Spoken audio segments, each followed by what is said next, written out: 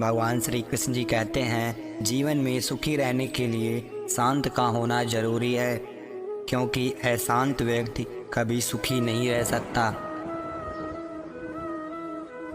इस महत्वपूर्ण जगत में स्त्री ही वह धुरी है जिसके चारों ओर परिवार नामक ग्रह चक्कर लगाता है।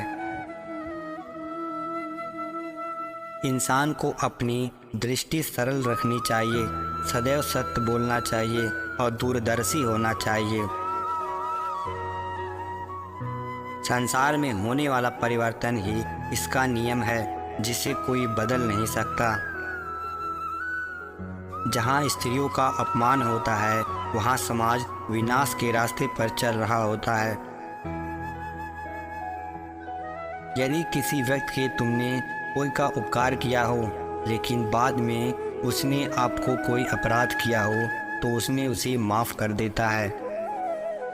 युद्ध के मैदान में बिना सेनापति के सेना ठीक उसी प्रकार से होती है जैसे नदी में बिना नाविका की नाव और बिना सारथी के रथ। यदि व्यक्ति स्वयं पर अभिमान करने लगता है, तो वह भी अंत में दुर्योधन जैसी मौत मिलती है। भगवान श्री कृष्ण जी कहते हैं, हमें सदैव ही अपने गुरुजनों का सम्मान करना चाहिए और उनके उपदेशों का पालन करना चाहिए। व्यक्तियों द्वारा जुए के खेल में प्रतिभाग करना अत्यंत ही दृष्टि विरुद्ध का काम है। इससे समाज का पतन होता है। मनुष्य को परस्पर मातृभाव से रहना चाहिए, उसे देश से दूर रहना चाहिए। अगर आपका कोई मित्र चतुर स्वभाव का है, तो वह आपको सबसे श्रेष्ठ मित्र और मार्गदर्शक होता है। मनुष्य को यदि तृप्त होना है, तो उसे विद्या प्राप्त करनी होगी। भगवान श्री कृष्ण जी कहते हैं, संसार में मौजूद दो व्यक्तियों का स्थान स्वर्ग से भी उच्च होता है। एक वह होता है जो शक्तिशाली होकर दूसरे को क्षमा कर देता है, दूसरा वह होता है दरिद्र होकर भी दान पुण्य करता है।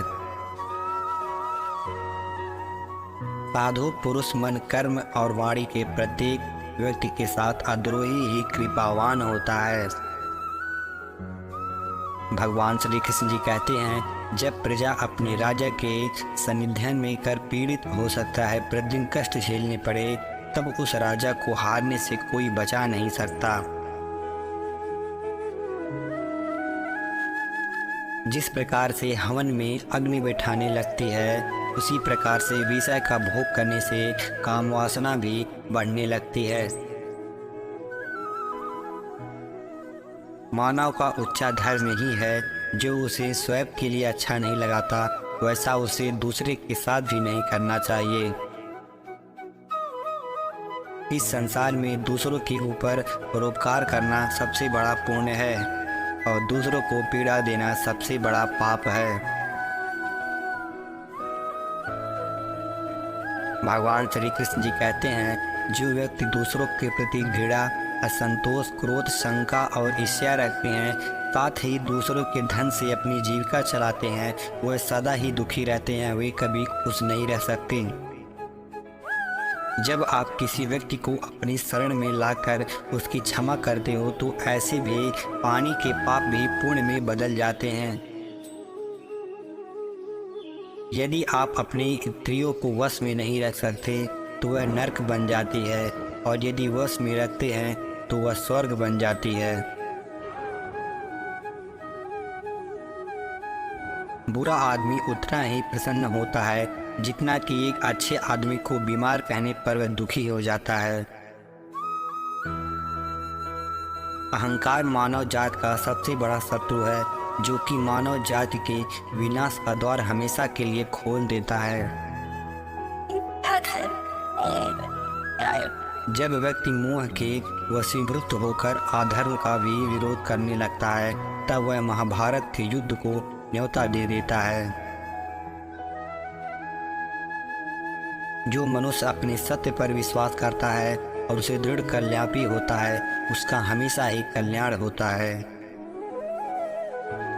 जिस व्यक्ति के घर में शरणागत मनुष्य होकर खुश वापस लौटता है, वही सत्य पुरुष कहलाता है।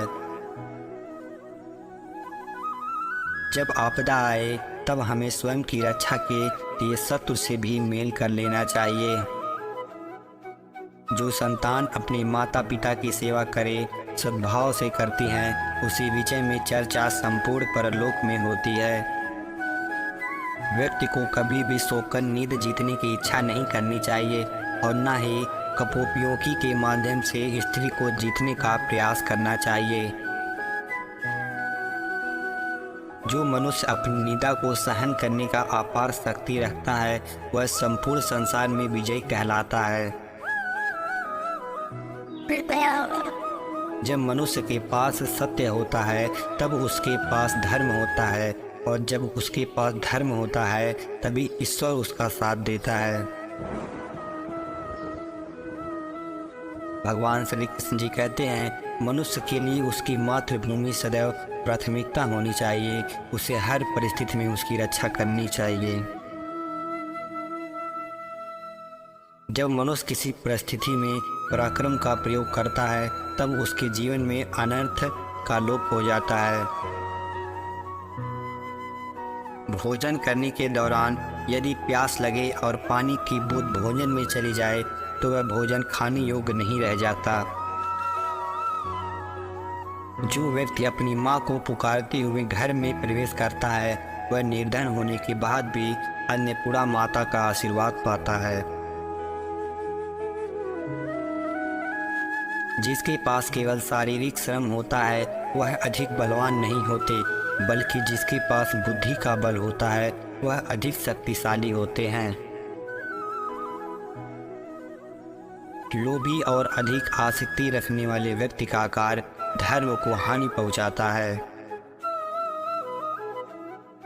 अगर आपके मन में किसी व्यक्ति को लेकर क्रोध है तो आपको उस तत्काल प्रकट कर देना चाहिए, क्योंकि पल में जल जाने देर से सुलगने से बेहतर है।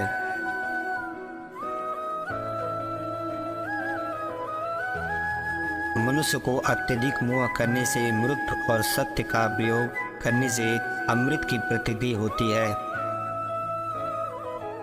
जिस व्यक्ति को पुरुषार्थ करने से पश्चात भी अभीष्ट फल की प्राप्ति नहीं होती, वह बुद्धिमान कहलाता है।